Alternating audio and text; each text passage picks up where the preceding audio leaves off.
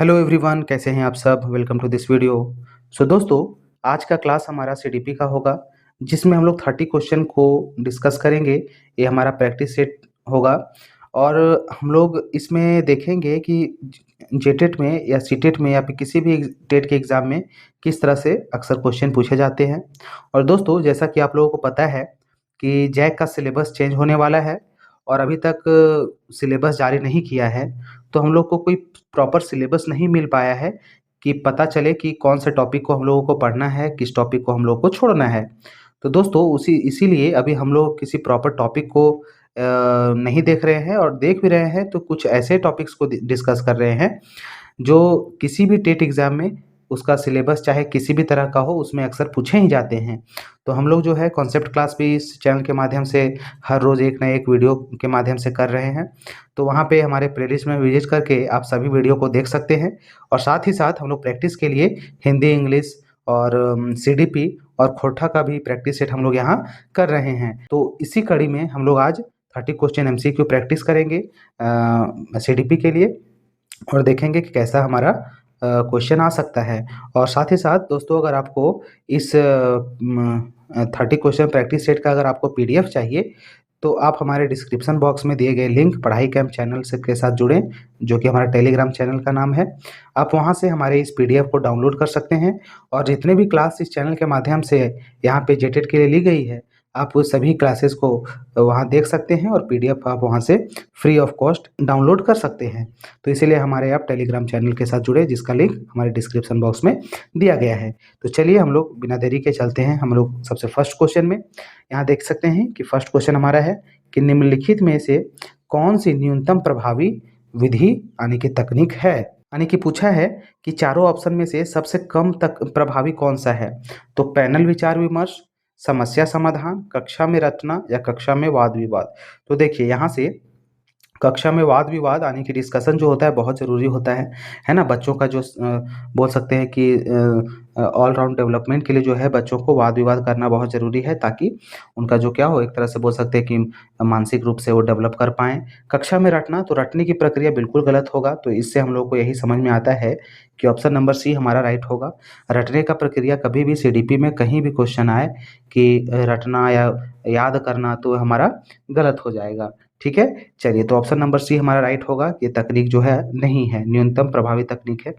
चलिए, सेकंड है हमारा, निम्नलिखित में से किन्हें दृश्य श्रव्य या दृश्य सामग्री के अंतर्गत वर्गीकृत किया जा सकता है।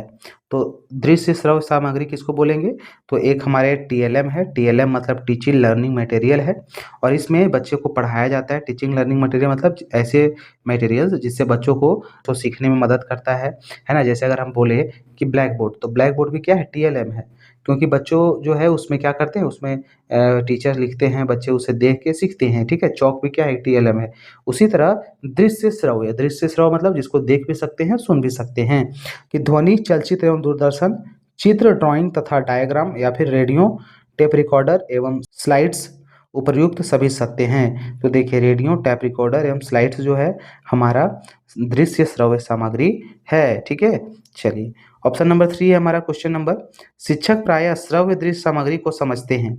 तो क्या समझते हैं शिक्षक श्रव्य दृश्य सामग्री को, तो पारंपरिक शिक्षण का प्रतिस्थापन, बिल्कुल नहीं। क्या दृश्य श्रव्य सामग्री है वो पारंपरिक शिक्षण का विधि है, तो बिल्कुल नहीं है। कक्षीय परंपरा में मनोरंजन परिवर्तन, बिल्कुल नहीं। मनोरंजन के लिए हम लोग कुछ करते ही नहीं है। शिक्षण की अन्य युक्तियों का प्रयोग, या शिक्षण तैयारियों में समय की बचत। तो इसका जो हमारा राइट आंसर होगा वो ऑप्शन नंबर सी होगा, शिक्षण की अन्य युक्तियों का प्रयोग। ठीक है, चलिए, क्वेश्चन नंबर 4 हमारा, दूरदर्शन को शिक्षाविद कहते हैं। तो दूरदर्शन को शिक्षाविद क्या कहते हैं, तो शिक्षण सामग्री के रूप में अत्यधिक महत्वपूर्ण, या शिक्षण सामग्री के रूप में कक्षा में एक बाधा, या फिर शिक्षण के लिए पूर्ण अनुपयुक्त। तो दूरदर्शन जो होता है, टीवी जो होता है, हमारा टेलीविज़न होता है, वो क्या है शिक्षण विधि में, तो अत्यधिक महत्वपूर्ण है, नहीं। अत्यधिक महत्वपूर्ण तो बोल सकते हैं, लेकिन बहुत ज़्यादा महत्वपूर्ण नहीं है। अच्छा, कक्षा में एक बाधा बनता है, तो बिल्कुल नहीं। शिक्षण कक्षा के लिए अनुपयुक्त है, नहीं। अनुपयुक्त भी नहीं बोल सकते हैं। डी है कक्षा में मनोरंजन की सामग्री, तो ऑप्शन नंबर डी हमारा यहाँ से राइट आंसर हो जाएगा। ठीक है। चलिए अब यहाँ से क्वेश्चन नंबर 5 में चलते हैं, जो कि है निम्नलिखित में कौन सा सर्वश्रेष्ठ सहायक सामग्री है जिसे पाठ्य पुस्तक सहायक सामग्री के रूप में प्रयुक्त किया जाता है। तो कौन सा ये चारों ऑप्शन जो हमारा यहाँ दिया हुआ है, इन चारों में कौन सा सहायक सामग्री है जिसे हम पाठ्य पुस्तक के रूप में यूज करते हैं। तो चलचित्र प्रोजेक्टर या गृह कार्य या कौशल्यात्मक कार्यों संबंधी कलांश या फिर उपरोक्त में से सभी। तो ऑप्शन नंबर 1 जो है चलचित्र प्रोजेक्टर, ये हमारा क्या है पाठ्य पुस्तक सहायक सामग्री के रूप में उसको यूज किया जाता है। प्रोजेक्टर क्या होता है, तो एक बोर्ड होता है, ठीक है, वहाँ पे प्रोजेक्टर के माध्यम से यहाँ से लाइट जाता है और यहाँ पे उसका फिगर वगैरह सब कुछ दिखाता है। तो ऑप्शन नंबर ए हमारा राइट आंसर हो जाएगा। ठीक है। चलिए क्वेश्चन नंबर 6 है हमारा, शिक्षक द्वारा पाठ्य पुस्तकों के प्रयोग का प्रमुख उद्देश्य होना चाहिए। तो पाठ्य पुस्तक का प्रमुख उद्देश्य क्या होना चाहिए, तो शिक्षण को केंद्रित करने वाली विषम विषय सामग्री के रूप में, या छात्रों को पुस्तक में लिखे तथ्यों को समझने के रूप में, या छात्रों को वाचन स्तर को ऊंचा करने में। तो शिक्षक के द्वारा जब पाठ्य पुस्तक का प्रयोग बच्चों को बोला जाता है पढ़ने के लिए, रीड करने के लिए, तो उनका उद्देश्य क्या होता है, तो छात्रों को वाचन स्तर को ऊंचा करने में। ठीक है। चलिए क्वेश्चन नंबर 7 है हमारा, छात्र शिक्षक योजना निर्माण में छात्रों द्वारा निर्धारण किया जाना चाहिए। तो अध्ययन क्षेत्रों का या अध्ययन लक्ष्यों का या फिर संपूर्ण पाठ्यक्रम की योजना निर्माण का, किंतु उसमें सूक्ष्म बिंदुओं का निर्धारण शिक्षक ही करे। तो ये भी बिल्कुल नहीं है कि योजना का निर्माण तो करे, लेकिन ऐसा नहीं है कि शिक्षक ही उसका निर्धारण करे बिंदुओं का, यानी कि उन क्रियाओं का जिनके लक्ष्य प्राप्ति संभव हो। तो यानी कि ऑप्शन नंबर डी हमारा राइट आंसर हो जाएगा। क्वेश्चन नंबर 8 है, समस्त शैक्षणिक योजना का केंद्र बिंदु है। तो समस्त शैक्षणिक योजना का केंद्र बिंदु क्या होता है, तो यूनिट इकाइयों का निर्माण, या फिर दैनिक पाठों का सूक्ष्म विवेचन, या फिर पाठ के सूक्ष्म उद्देश्यों का निष्कर्षण, या फिर शिक्षण की संपूर्ण योजना का निर्माण। तो शैक्षणिक योजनाओं का केंद्र बिंदु क्या होता है, तो पाठ के सूक्ष्म उद्देश्यों का निष्कर्षण करना।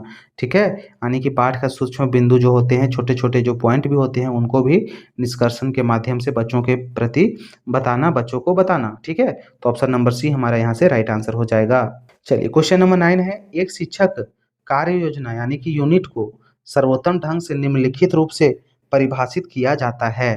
ठीक है, यानी कि शिक्षण कार्य योजना यूनिट को सर्वोत्तम ढंग से किस रूप से परिभाषित किया जाता है, तो इसका हमारा ऑप्शन नंबर 1 है महत्वपूर्ण अधिगम क्षेत्र के संदर्भ में अपनी शिक्षण योजना को कार्यान्वित करने के ढंग के रूप में, तार्किक क्रम में आबद्ध ज्ञान के रूप में, या फिर विषय वस्तु के निर्माण योजना के रूप में, या किसी विषय वस्तु का ज्ञान प्रदान करने के क्रम में स्थापित करने के रूप में। तो ऑप्शन नंबर ए जो हमारा है महत्वपूर्ण अधिगम क्षेत्र में संदर्भ में अपनी शिक्षण योजना को कार्यान्वित करने के ढंग के रूप में किया जाता है। ठीक है।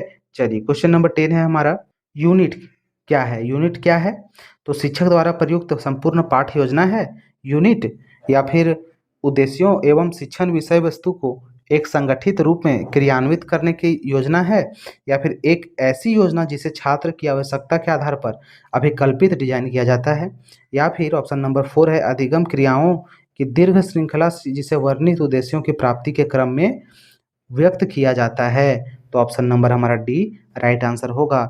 जो यूनिट होता है, किसी भी एक पार्ट होता है यूनिट का, तो उसका क्या होता है, तो दीर्घ श्रृंखला जिसे वर्णित उद्देश्यों की प्राप्ति के क्रम में व्यक्त किया जाता है, उसको हम लोग क्या बोलेंगे, यूनिट कहेंगे। फिर है आरंभिक विषमलिंगी आकर्षण अवस्था है, यानी कि आरंभिक विषमलिंगी आकर्षण व्यवस्था है किस समय होता है, तो विषमलिंगी आकर्षण बच्चों में किस काल में होता है, तो किशोरावस्था, यानी कि ऑप्शन नंबर ए हमारा राइट आंसर हो जाएगा। यहाँ थोड़ा सा मिस टाइप है, यहाँ ऑप्शन नंबर ए हमारा ये होगा। ठीक है, तो विषमलिंगी यानी कि लड़का को लड़की के प्रति और लड़की को लड़का के प्रति आकर्षण किस उम्र में होता है, तो किशोरावस्था में होता है। ठीक है। चलिए क्वेश्चन नंबर 12 है हमारा, बाल विकास की दिशा में मौलिक अधिकार और नीति निर्देशक सिद्धांतों के अंतर्गत निःशुल्क अनिवार्य शिक्षा की व्यवस्था घोषणा, स्वास्थ्य बाल श्रम का उन्मूलन, बेगारी का यानी कि बेरोजगारी का उन्मूलन इत्यादि का प्रावधान किया गया है। ये प्रावधान संवैधानिक उपबंध है या सरकारी उपबंध हैं या सामाजिक उपबंध हैं या फिर उपरोक्त में से सभी। तो जब जो बच्चों को हम लोगों ने देखा है कि बच्चा का जो है मौलिक अधिकार क्या है, 6 से 14 साल के बच्चों का, जब हम लोग आरटीई एक्ट पढ़ रहे थे, राइट टू एजुकेशन एक्ट, उसमें भी हम लोगों ने देखा था कि बच्चा का जो है एक मौलिक अधिकार है कि 6 से 14 साल के बच्चों को मुफ्त एवं अनिवार्य शिक्षा देना है। तो ये हमारा क्या है, और बाल श्रम में भी उन्मूलन, यानी कि बच्चों को श्रम में भी नहीं करवाना है। तो यह हमारा कौन-सा उपबंध है, प्रावधान है? तो हमारा संवैधानिक प्रावधान है, ठीक है? तो ऑप्शन नंबर ए हमारा राइट आंसर हो जाएगा। चलिए क्वेश्चन नंबर 13 है, प्रयास और भूल सिद्धांत के प्रतिपादक कौन हैं? तो प्रयास और भूल का सिद्धांत किन्होंने दिया था कि बच्चे जो हैं प्रयास करते हैं और भूलते भी हैं, तो इसका सिद्धांत किन्होंने दिया था? तो थॉर्नडाइक ने दिया था। ऑप्शन नंबर ए हमारा राइट हो जाएगा, ठीक है? चलिए, फिर है हमारा राष्ट्रीय बाल बोर्ड की अध्यक्षता कौन करता है? तो राष्ट्रीय बाल बोर्ड की अध्यक्षता जो है कौन करेगा? तो प्रधानमंत्री करेगा। ऑप्शन नंबर बी हमारा राइट हो जाएगा। भारत में पहली बार राष्ट्रीय बाल नीति घोषित की गई, तो कब घोषित किया गया? तो 1974 में जो है बाल नीति का घोषणा किया गया, ठीक है? और कार्यक्रम शुरू कब किया गया? तो 1975 में, ठीक है? याद रखिएगा कि भारत में पहली बार राष्ट्रीय बाल नीति का घोषणा कब किया गया? तो 1974 में। लागू कब किया गया? तो 1975 में। चलिए नेक्स्ट क्वेश्चन है, समेकित बाल विकास कार्यक्रम शुरू किया गया, तो 1975 में, अभी हम लोगों ने देखा, ठीक है? चलिए क्वेश्चन नंबर 17 है, समेकित बाल विकास कार्यक्रम में अंतर्गत प्रदान की जाने वाली सुविधाएं हैं, तो क्या सुविधाएं मिलती हैं? तो विद्यालय पूर्व बाल केंद्र या आंगनबाड़ी की स्थापना एवं विद्यालय पूर्व अनौपचारिक शिक्षा देना, बिल्कुल सही होगा, क्योंकि बच्चे जब छोटे होते हैं तो उनको आंगनबाड़ी में या फिर बालवाड़ी में उनको भेजा जाता है। फिर है पोषण एवं स्वास्थ्य शिक्षा से संबंधित सेवाएं एवं पूरक पोषाहार, बच्चों को जो है बैलेंस डाइट दिया जाता है, उनको स्वास्थ्य के प्रति जागरूक किया जाता है, तो बिल्कुल सही, यानी कि ऑप्शन नंबर ए और बी दोनों जो है यहाँ पे राइट हो जाएगा। चलिए क्वेश्चन नंबर 18 है, बिहार में पाठशाला चलो अभियान शुरू किया गया है, जिसका लक्ष्य क्या है? तो पाठशाला चलो का लक्ष्य क्या है, जो कि बिहार का एक योजना है। आपको डायरेक्ट एक क्वेश्चन दे सकता है एग्जाम में कि पाठशाला चलो जो है योजना, वो कहाँ की योजना है? तो हमारा होगा बिहार का योजना, ठीक है? तो इसका क्या लक्ष्य है? तो अनिवार्य शिक्षा की व्यवस्था, या फिर नामांकन के बाद विद्यालय छोड़ने के प्रतिशत को कम करना, या फिर लड़कों की शिक्षा पर बल देना। तो ऐसा नहीं है, लड़कों की शिक्षा ऐसा नहीं कि लड़का लड़का ही पढ़े, लड़की की शिक्षा में भी बल दिया गया है। तो ऑप्शन नंबर ए और बी दोनों यहाँ पे राइट हो जाएगा, ठीक है? चलिए क्वेश्चन नंबर हम 19 अब जाएंगे। क्वेश्चन नंबर 19 है, राष्ट्रीय बाल नीति में, तो राष्ट्रीय बाल नीति में क्या होता है? तो बच्चों के शारीरिक एवं मानसिक विकास हेतु आवश्यक सेवाएं उपलब्ध कराने की बात कही गई है राष्ट्रीय बाल नीति में, और या फिर बच्चों के शारीरिक एवं सामाजिक विकास हेतु आवश्यक बताया गया है, या बच्चों के सामाजिक एवं मानसिक विकास हेतु आवश्यक सेवाएं उपलब्ध कराने की बात कही गई है, या बच्चों के शारीरिक सामाजिक मानसिक विकास हेतु आवश्यक सेवाएं उपलब्ध कराने की बात कही गई है। हालांकि ये चारों ऑप्शन हमारा राइट होगा, लेकिन ज़्यादा सही कौन सा है? तो हमारा ऑप्शन नंबर डी है कि इसमें शारीरिक, सामाजिक, मानसिक, यानी कि सभी तरह का ऑलराउंड डेवलपमेंट बच्चों का यहाँ करवाने की बात की गई है। चलिए नेक्स्ट क्वेश्चन 20 नंबर है, भारतवर्ष में बाल विकास की दिशा में कदम है। तो भारत में जब बाल विकास, यानी कि बाल के विकास के बालकों के विकास का जो बात चला, तो भारत में कब से होने लगा? तो स्वतंत्रता पूर्व से ही उठाए गए जा चुके थे, या स्वतंत्रता प्राप्ति के बाद उठाए गए, या फिर इस संबंध में कोई ठोस जानकारी प्रदान नहीं है, या 1990 के बाद उठाए गए? तो स्वतंत्रता प्राप्ति के बाद जो है बाल विकास में मुद्दा जो है यहाँ पे उठाया जाने लगा, ठीक है? और कदम उठाए जाने लगा उसके विकास की ओर। चलिए नेक्स्ट है 21 नंबर क्वेश्चन, साक्षरता का अभिप्राय है। तो साक्षरता का क्या अभिप्राय है? तो व्यक्ति को लिखने आना चाहिए, व्यक्ति को लिखने व पढ़ने आना चाहिए, व्यक्ति को अंग्रेजी बोलना आना चाहिए, या फिर इनमें से कोई नहीं। तो ऐसा नहीं है कि साक्षर हम लोग उसी व्यक्ति को कहेंगे एजुकेटेड जिसको इंग्लिश आती हो, तो बिल्कुल गलत हो जाएगा। इंग्लिश से कोई लेना देना नहीं है, लेकिन हाँ कोई भी लैंग्वेज उसको पढ़ना या लिखना आता चाहिए। तो व्यक्ति को पढ़ने व लिखना आना चाहिए, ऑप्शन नंबर बी हमारा राइट आंसर हो जाएगा। चलिए क्वेश्चन नंबर 22 है हमारा, मातृभाषा का विकास है। तो मातृभाषा का विकास है एक सामाजिक प्रक्रिया, एक शैक्षणिक कार्य या निरर्थक कार्य या फिर अनुभूति। तो देखिए, एक निरर्थक कार्य तो बिल्कुल नहीं बोल सकते हैं कि मातृभाषा का विकास एक निरर्थक कार्य है। शैक्षणिक कार्य ये भी नहीं होगा, क्योंकि ऐसा नहीं है कि स्कूल में ही बच्चा जो है मातृभाषा का विकास होता है, नहीं। सामाजिक विकास बिल्कुल सही, क्योंकि बच्चों में जो है जन्म से ही समाज में रहना शुरू कर देता है और समाज से सीखता है बच्चा बहुत सारा कुछ, जिसमें उसका एक मातृभाषा भी आता है। और बच्चा जो है कि सभी का लैंग्वेज सुन करके बच्चा जो है सीखता है। चाहे किसी भी तरह का बच्चा हो, अगर कोई बच्चा जो है ऐसा माहौल में रह रहा है जहाँ लोग हैं कि हिंदी बोल रहे हैं, तो बच्चा हिंदी सीखेगा। जहाँ सभी लोग इंग्लिश बोल रहे हैं, तो वहाँ इंग्लिश बच्चा सीखेगा। तो मातृभाषा का विकास एक सामाजिक प्रक्रिया है। ऑप्शन नंबर ए हमारा राइट हो जाएगा। फिर है, व्यक्ति का स्नायु मंडल कहाँ से प्राप्त होता है? तो स्नायु मंडल जो है बच्चों का, वो कहाँ से प्राप्त होता है? तो माता से, पिता से, वातावरण से या वंशानुक्रम से। तो ऑप्शन नंबर डी हमारा राइट आंसर हो जाएगा कि बच्चों में जो है स्नायु मंडल जो उनकी बोल सकते हैं कि आनुवांशिकता से मिलता है, वंशानुक्रम से बनता है, मिलता है, जो उनके पूर्वजों से मिलता है। तो क्या हो जाएगा? ऑप्शन नंबर डी हमारा राइट आंसर हो जाएगा। ये वाला जो हमारा क्वेश्चन है, इसको हम लोगों ने अपने जो क्लास हम लोगों ने लिया है, कौन सा, हेरिडिटी एंड इन्वायरमेंट, इन्वायरमेंट में जो है हम लोगों ने इसको डिस्कस किया है। तो आप अगर इस वीडियो को हम हमारा नहीं देखे होंगे तो आप प्लेलिस्ट में विजिट करें, वहाँ सीडीपी का एक प्लेलिस्ट है, वहाँ पे हमारा जो है सारे वहाँ कॉन्सेप्ट के वीडियो डाले गए हैं, तो आप वहाँ से इसको देख सकते हैं। चलिए, क्वेश्चन नंबर 24 है हमारा, पांचवी पीढ़ी के कंप्यूटर में किसकी कल्पना निम्नलिखित में से की गई है? तो न्यूनतम कीमत की, या माइक्रो प्रोसेसर का अधिकतम उपयोग का, या फिर तीव्रता का, या कृत्रिम बुद्धि का। तो ऑप्शन नंबर डी जो है कृत्रिम बुद्धि, यानी कि आर्टिफिशियल इंटेलिजेंस जो है, एआई जिसको हम लोग बोलते हैं, ठीक है। तो एआई का जो है वहाँ पे कल्पना की गई है कि एआई और भी ज़्यादा सक्रिय रूप से वहाँ पे काम करेगा, कब? पांचवी पीढ़ी के कंप्यूटर में, ठीक है। फिर है क्वेश्चन नंबर 25, आजकल विद्यालयों में योग प्रशिक्षण पर विशेष ध्यान देना आपके विचार से है? तो समय की बर्बादी? बिल्कुल नहीं। एक अच्छा प्रयास, या छात्रों का अतिरिक्त भार, या अध्यापकों पर अतिरिक्त बोझ?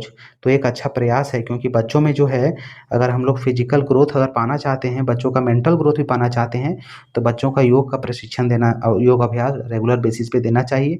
ऐसा नहीं है कि बच्चों को सिर्फ पढ़ाई पे ध्यान देना चाहिए, पढ़ाई तो है ही, साथ ही साथ हम लोग को बच्चों को योगा में भी ध्यान देना चाहिए। तो बच्चों का एक अच्छा प्रयास उसको माना जाएगा। चलिए, क्वेश्चन नंबर 26 है, एक अच्छा शिक्षक जीवन पर्यंत विद्यार्थी बना रहता है, इस कथन का अभिप्राय क्या है? तो यहाँ बताया गया है कि एक अच्छा शिक्षक जो होता है वह जीवन भर विद्यार्थी रहता है। तो इसका मतलब क्या होगा? तो वह विद्यार्थियों के बीच सदा घिरा रहता है, ऐसा नहीं है। अध्यापक के साथ अध्ययन भी जारी रहता है, तो बिल्कुल सही, क्योंकि टीचर जो होते हैं वो रेगुलर बेसिस पे अपनी पढ़ाई भी करते रहते हैं।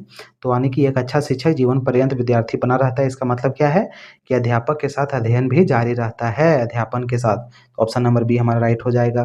फिर है 27 नंबर क्वेश्चन हमारा, एक अध्यापक के आचरण और योग्यता का सही मूल्यांकन करते हैं, उसके कौन? छात्र, या साथी अध्यापक, प्राचार्य, या फिर समाज। तो छात्र जो है वो शिक्षक का क्या करता है? योग्यता का सही मूल्यांकन करता है, क्योंकि छात्रों के बीच में ही जो टीचर्स होते हैं वो घिरे हुए रहते हैं, और छात्र से अच्छा जो है कोई उसको जान नहीं सकता। तो ऑप्शन नंबर ए हमारा राइट आंसर हो जाएगा।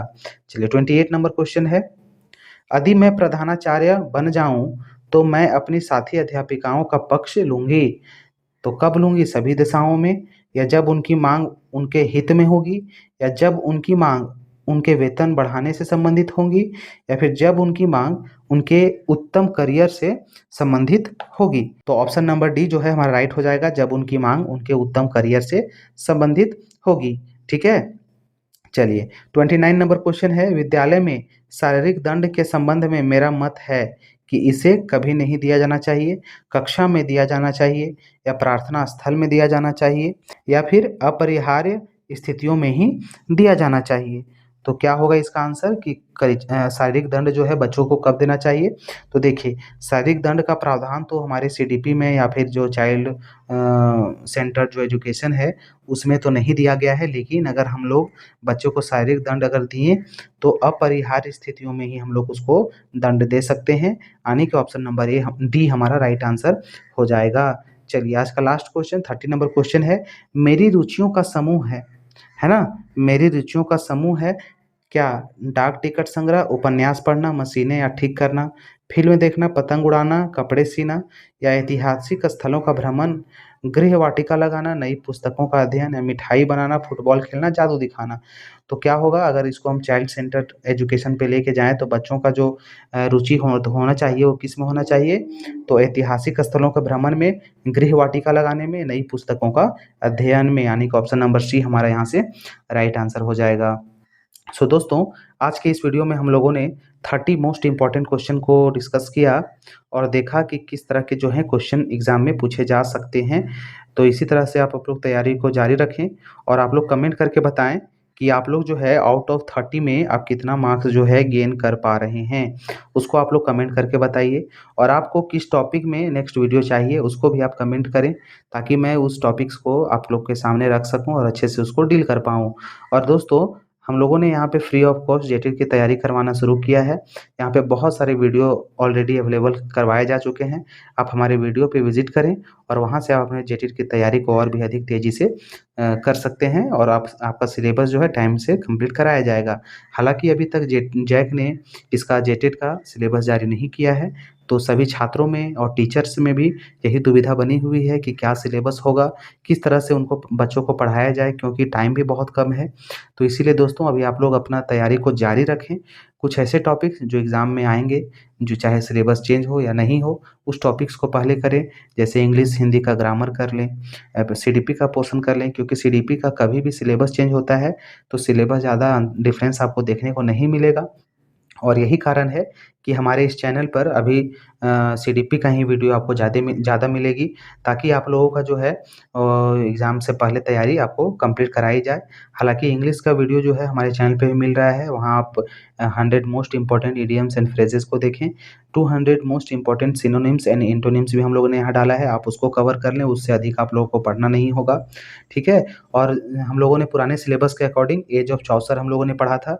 अगर सिलेबस चेंज कर देगा तो हमारा कोई काम का नहीं होगा, इसीलिए अभी हम लोगों ने और भी जितने भी सारे सब्जेक्ट हैं उसमें वीडियो भी मैं नहीं डाल रहा हूँ, ताकि आपका भी समय बचे और हमारा भी समय बचे। तो इसीलिए आप लोग जो है अपने स्मार्ट वे में आप लोग अभी अपनी तैयारी को जारी रखें जब तक सिलेबस नहीं आता है। सिलेबस आने के बाद हम लोग टॉपिक वाइज़ वहाँ पे डिस्कस करते रहेंगे टॉपिक्स को। तो चलिए, आप हमारे चैनल के साथ जुड़े रहें, अपने दोस्तों के साथ शेयर करें और अगर आप हमारे चैनल पे नए होंगे तो हमारे चैनल को सब्सक्राइब करें। मिलते हैं नेक्स्ट वीडियो में, तब तक के लिए धन्यवाद। Good luck.